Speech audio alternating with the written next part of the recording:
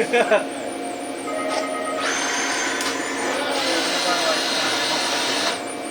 ジグでなんで、このジグだと思う。ジグ1。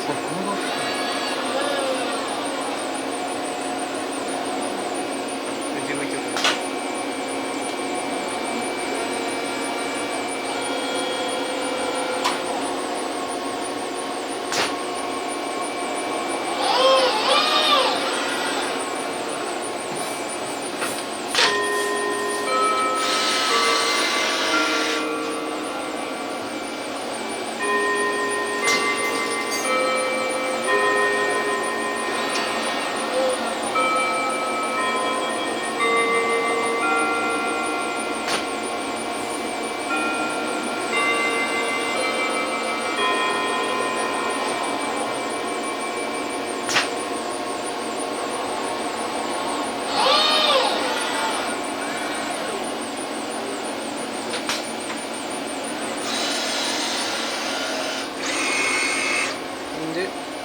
ワークをセットしてもらうの。こっちマグネット全部死んでる。これ旧式マグネットです。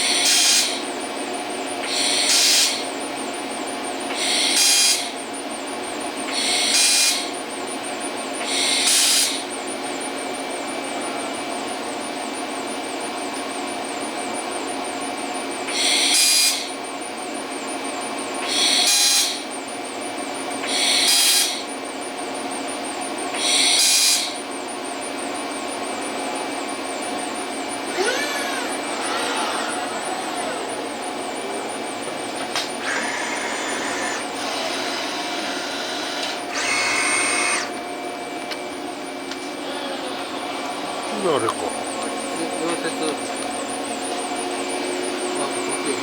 はい。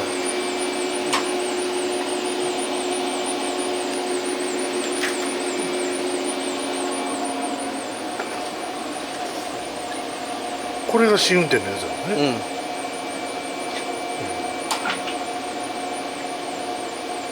そういうことね。